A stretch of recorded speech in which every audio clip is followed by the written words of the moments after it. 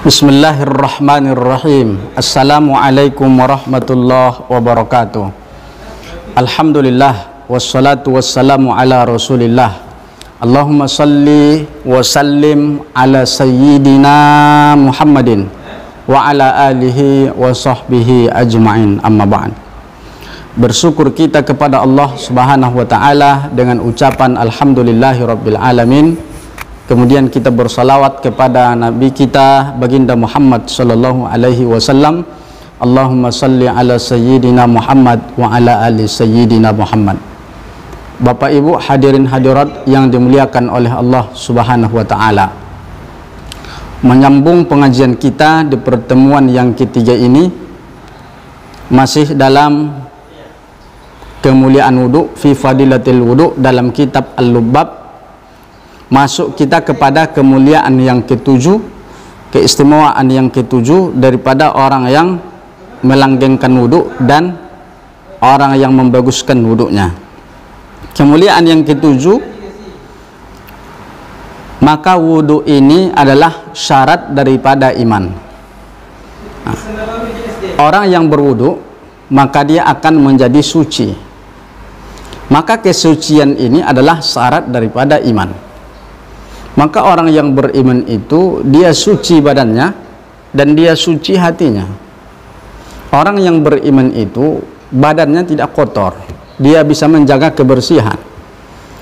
Kemudian orang yang beriman itu syaratnya adalah hatinya bersih, bersih daripada hasad, bersih daripada riya, bersih daripada kesombongan, bersih daripada syirik. Nah, maka itulah kata Nabi Shallallahu Alaihi Wasallam dalam hadis ini, at-tuhuru syatrul iman. At-tuhur, kesucian itu adalah syarat daripada iman. Jadi orang yang beriman itu suci pakaiannya, maka suci badannya, karena dia adalah syarat daripada iman. Untuk kita suci setelah kita mandi, tak hanya mandi saja, tapi dalam Islam itu sucinya harus berwudu. Maka setiap kali menghadap kepada Allah Subhanahu wa taala, kita harus suci dan berwudu. Itu kemuliaan yang ketujuh. Lalu apa kemuliaan yang kedelapan? Sesungguhnya wudu ini, kata Nabi Shallallahu alaihi wasallam, adalah syariat nabi-nabi sebelum Nabi Muhammad Shallallahu alaihi wasallam. Luar biasa. Luar biasa. Ternyata nabi-nabi dulu mereka itu suci dan mereka itu sudah dianjurkan oleh Allah Subhanahu wa taala wudu, walaupun nanti wudunya tidak sama persis dengan wudu Nabi Shallallahu alaihi wasallam. Syariat nabi, peninggalan nabi-nabi, para nabi, baik nabi sebelum Nabi Muhammad Shallallahu alaihi wasallam. Maka dengan kita berwudu, menjaga wudu, maka kita sudah sama menjalankan sunnah-sunnah syariat Nabi sebelum Nabi Shallallahu alaihi wasallam. Kita lihat hadisnya. Qala Nabi Shallallahu alaihi wasallam, Nabi bersabda, wajifatul wudu. Bapak Ibu yang dimuliakan oleh Allah Subhanahu wa taala, wajifatul wudu, adat daripada wudu itu marrotan, sekali. Faman tawad doa marrota ini, siapa yang berwudu dua kali dia berwudu. Kamis laini minal ajri, maka dia mendapat dua kemuliaan. Kalau satu kali berwudu, dia baru kewajibannya,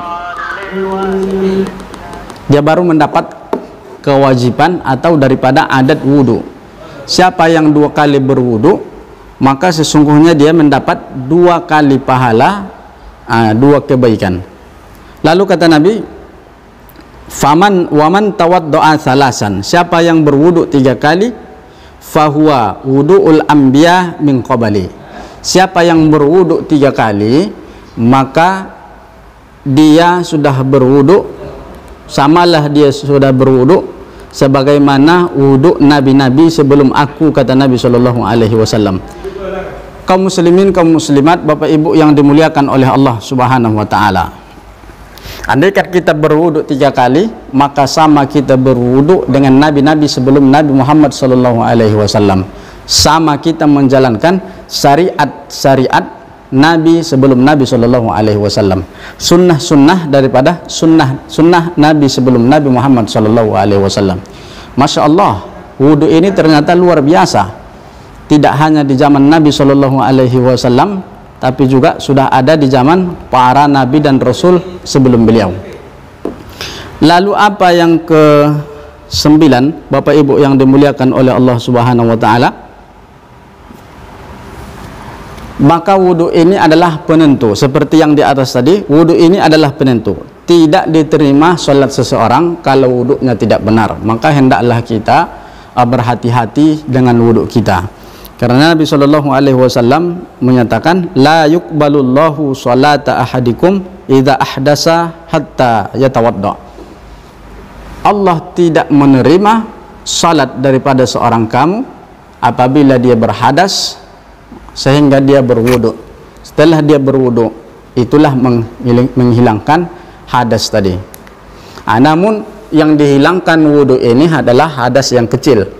Maka di niat wudu kan kita baca, nawaitul wudu'a li rab'il hadatsil asghar.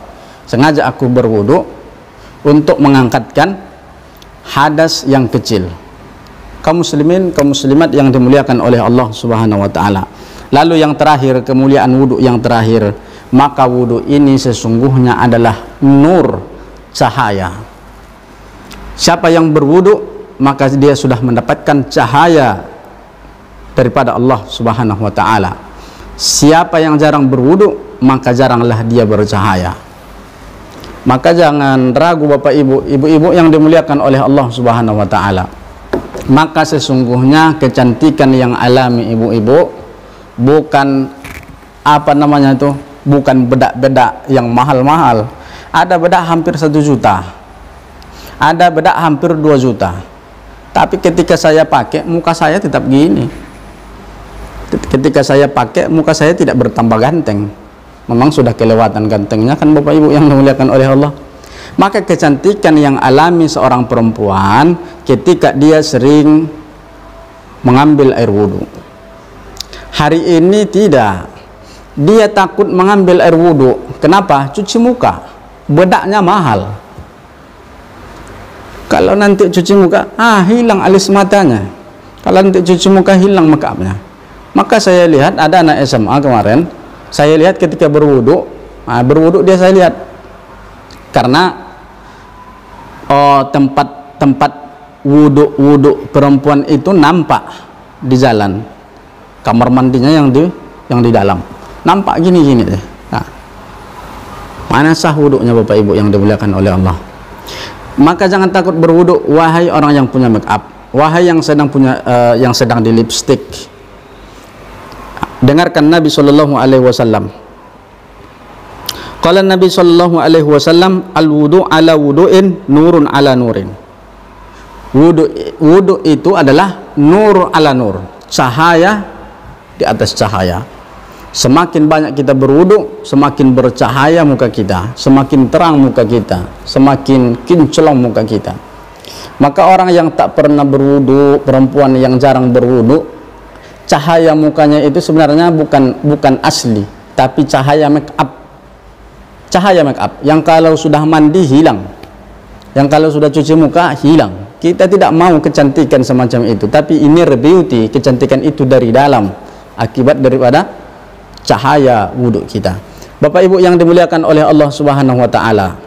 Maka yang terakhir ini, yang ke-7 dari yang ke-10, yang pertama yang ke-7 tadi syarat daripada iman. Yang ke-8 syariat nabi-nabi sebelum Nabi besar Muhammad sallallahu alaihi wasallam. Yang ke-9 adalah tidak diterima salat seseorang kalau wudhunya bermasalah. Yang ke-10, maka wudhu itu adalah nur, cahaya yang sangat luar biasa.